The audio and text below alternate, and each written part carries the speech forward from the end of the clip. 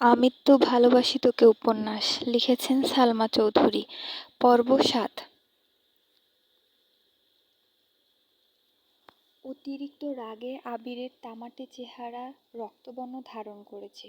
চক্ষুযুগল ক্রোধ স্পষ্ট প্রতীয়মান হচ্ছে। ৫-৭ মিনিটের মধ্যে ভীষণ তাড়াহুড়োতে তৈরি হয়ে নিচে নামছে আবির। মেঘ পড়ার রুম থেকে বই খাতা নিয়ে রুমের উদ্দেশ্যে রওনা দিল। হঠাৎ সিঁড়ির নিচে সাইড হয়ে দাঁড়িয়ে পড়ে সে। আবির ভাই হুলস্থুল বাঁধিয়ে নামছে। মেঘ একদৃষ্টিতে তাকিয়ে আছে। মানসিক টানাপোড়েনে ভুগছে মেয়েটা। আবিরের সামনে বা আশেপাশে কোথাও দাঁড়াতে পারে না মেঘ। আবিরকে দেখলেই যেন খেই হারায় বারবার। হৃদয় কেঁপে ওঠে অষ্টাদশীর। কেমন অস্থির অস্থির লাগে। যেমন মারাত্মক চাহনি তেমনি মারাত্মক তার চলাফেরা। মনে মনে এসব ভেবেই যেন ঘোরের রাজ্যে চলে যায় মেঘ। আবির পাশ দিয়ে যাওয়াতেই আবিরের শরীরে ঝাঁঝালো গন্ধ, সাথে তীব্র স্প্রের গন্ধ মস্তিষ্ক পর্যন্ত চলে যায়। সহসা ঘোর কাটে মেঘের। সিঁড়িতে আবির ভাই নেই। কয়েক কদমে আবির পৌঁছে গেল মেইন গেটের কাছে। হঠাৎ রান্নাঘর থেকে মালিহা খান ডাকলেন, এই সময় কোথায় যাচ্ছিস বাবা? মেঘ পেছন দিকে ফিরে তাকায় সেদিকে। আবির চৌকাঠের বাহিরে পা রাখতে রাখতে ব্যস্ত আর ক্রোধিত কণ্ঠে উত্তর দিল, বাইরে একটু কাজ আছে, ফিরতে রাত হবে। এক মুহূর্তও দাঁড়ায়নি সে। ক্ষিপ্ত বেগে হেঁটে চলে যায়। মেঘ ঠায় দাঁড়িয়ে আছে সিঁড়ির নিচে। কিছুই যেন ঢুকছে না ছোট মস্তিষ্কে। কয়েক মুহূর্ত পরে মেঘও যথারীতি বই খাতা নিয়ে রুমে চলে যায়। আজ তার অনেক পড়া। আগামীকাল রবিবার। কোচিংয়ে পরীক্ষা, ক্লাস, নতুন টিউশন, সব মিলিয়ে পড়া শিখতে ব্যস্ত হয়ে পড়ে। রাত ৯টায় খেতে বসেছেন সবাই। খানবাড়ির খাবার টেবিলটা অনেকটা লম্বা। টেবিলের এক পাশে প্রস্থ বরাবর আলী আহমেদ খান, বাড়ির বড় কর্তা। ওনার বিপরীতে কোনো চেয়ার নেই, কারণ ওনার মুখোমুখি বসার যোগ্যতা এই বাড়ির কারোর নেই। একপাশে 4টা চেয়ার, ইকবাল খান, আদি, তানভীর, ভাইয়া আর আবির ভাইয়ার চেয়ারের একপাশে। আবির ভাই না থাকাকালীন ও চেয়ার সরানো হয়নি। অন্য পাশে 3টা চেয়ার, মোজাম্মেল খান, মিম আর মেঘের। মেয়ে মানুষ গা ঘেঁষে বসা পছন্দ করে না, তাই একটা চেয়ার স্টোর রুমে রেখে 3টা চেয়ার দূরে দূরে রেখেছে। যদিও মেহমান আসলে আরও 3-4টা চেয়ার অনায়াসে ফেলা হয় এখানে। এত বছর আবির না থাকায় মেঘ একেবারে কর্নারের চেয়ারটাতে বসেছে। আবির ভাই ফেরার পরও তাকে বাধ্য হয়ে এই চেয়ারটাতেই বসতে হয়।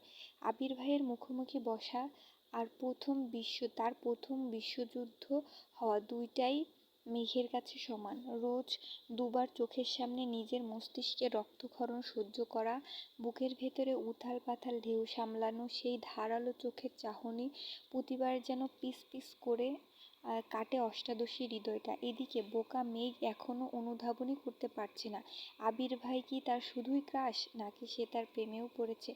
আচমকা আলী আহমদ খানের রাশভারী কণ্ঠে মেঘের গাঢ় চিন্তার ব্যাঘাত ঘটল। আলী আহমেদ খান, আবির কোথায়? অফিসের কাজ তো সেই সন্ধ্যাবেলায় শেষ, তাহলে এত রাতে কোথায় সে? মালিহা খান তটস্থ ভঙ্গিতে বললেন, ও তো সন্ধ্যায় এসেছিল, রেস্ট নিয়ে কফি খেয়ে তারপর বের হলো।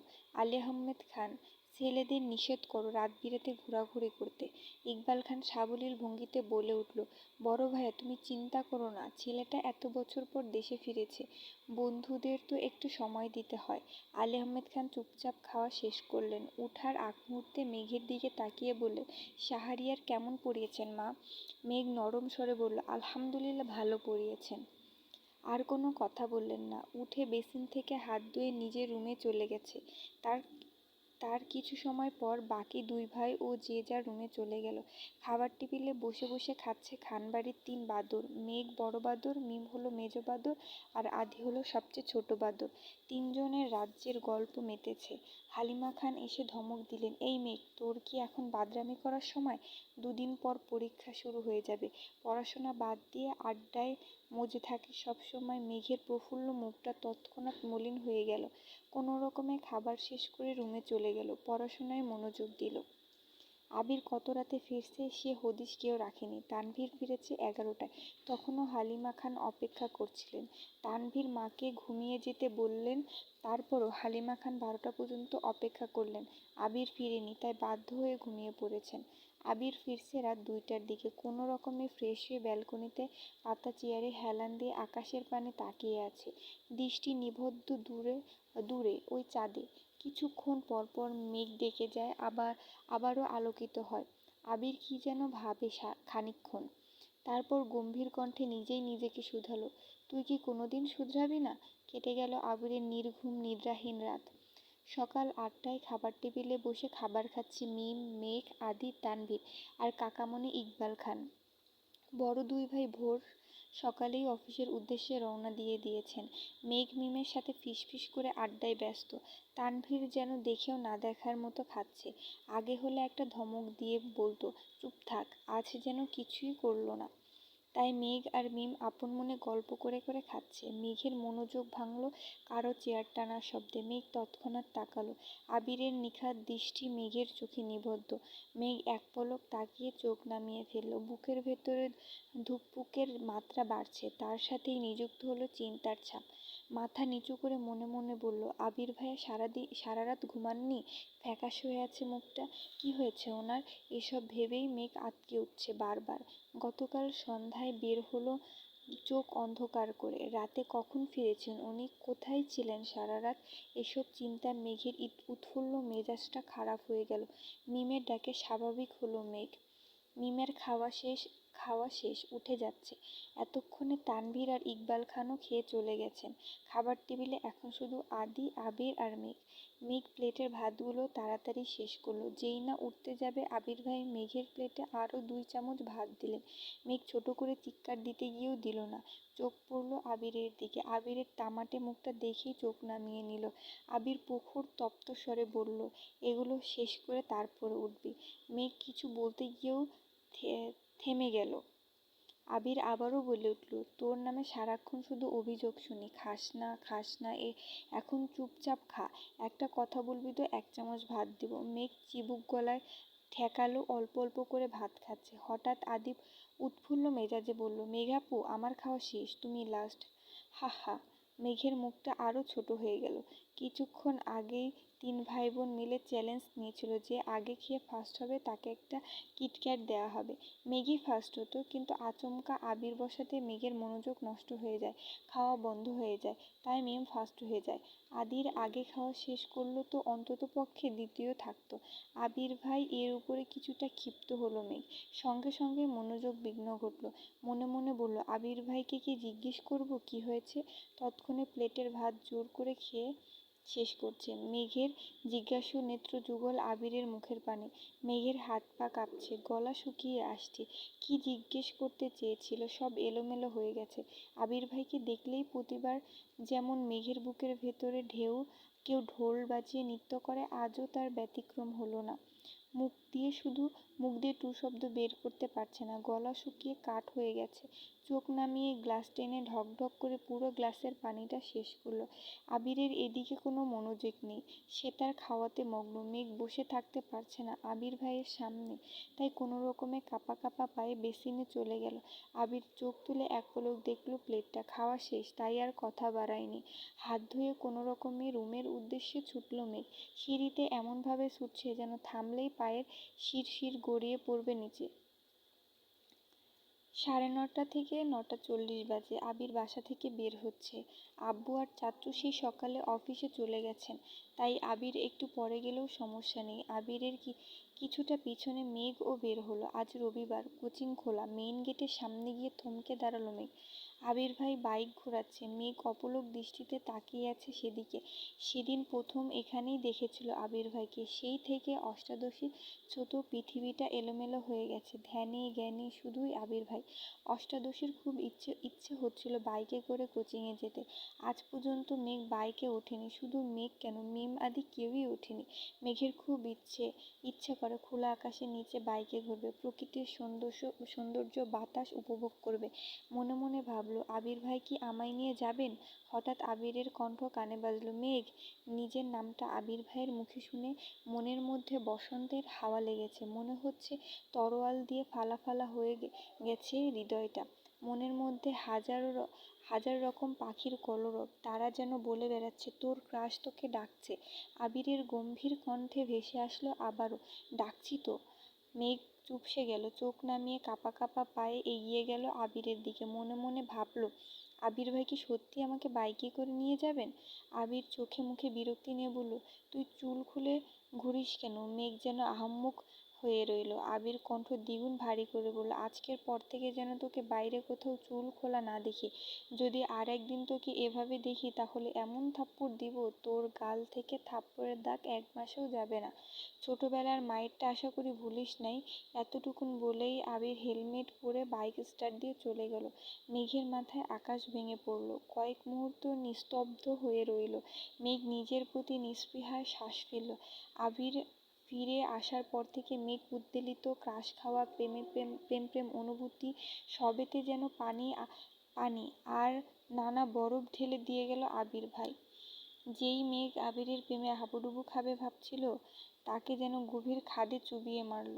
মনে পড়ে গেল ছোটবেলার আবিরের মারের কালো অধ্যায়। ছোটবেলায় আবিরই মেরেছিল শুধু তাকে। আজ পর্যন্ত মা বাবা এমনকি তানভীর এত ধমকায়, সেও কোনোদিন মেঘের গায়ে হাত তোলেনি। এত বছর পর আবির ভাই ফিরল। আবির ভাইকে দেখে মেঘ পুরনো সবকিছু ভুলে নতুনভাবে আবির ভাইকে নিয়ে ভাবনা শুরু করেছিল সবেমাত্র। সেই ভাবনায় আগুন জ্বালিয়ে চলে গেল বেটায়। আহত চোখে তাকিয়ে রইল। কতক্ষণ আচমকা রক্তজবার ন্যায় ঠোঁট দুটো ভেঙে হু হু করে কেঁদে উঠল মেঘ। এই কান্না কতক্ষণ স্থায়ী হলো তা জানা নেই। হঠাৎ বন্যার কলে কিছুটা কেঁপে উঠল মেঘ। ফোন রিসিভ করতে বন্যা বলল, কিরে কই তুই, আসবি না? মেঘ কথা না বলেই কেটে দেয় কল। মেঘের গাল চুপচুপে ভিজে গেছে। তারপর হাতের উল্টো পিঠ দিয়ে চোখ মুছে গাড়ির দিকে যায়। বেশ কিছুক্ষণ পর কিছুটা স্বাভাবিক হলো মেঘ। মনে মনে ক্ষুব্ধ হলো, গাড়িতে বসে বসে ফুঁসছে রাগে। এসির মধ্যে এসেও যেন কপালে ঘাম ছুটছে মেয়েটা। রাগে ক্ষোভে ওষ্ঠ উল্টালো। মনে মনে স্থির করলো, আর কখনো আবির ভাইকে নিয়ে ভাববে না। আবির ভাই সত্যিই হিটলার। তা না হলে আমার মতো নিষ্পাপ মেয়েটাকে শুধু মারার চিন্তা করতে পারে? আমি ওনার কোন পাকা ধানে মই দিয়েছি? অভিমানে কণ্ঠে মনে মনে ভাবল মেঘ। এসব ভাবতে ভাবতে কোচিংয়ে পৌঁছে গেল। ক্লাস শুরু হয়ে গেছে 10 মিনিট আগে। বন্যা জায়গায় রেখেছে তাই বন্যার পাশেই বসলো। একটা ক্লাস শেষ হওয়ার পর আরেকটা ক্লাসে স্যার আস্তে আস্তে বন্যা মেঘকে ফিসফিস করে বলল, কিরে আসতে এত দেরি হলো কেন? আর তুই না আমাকে তোর ক্রাশ বয় আবির ভাইয়ের ছবি দেখাবি বলেছিলি, কই দেখা?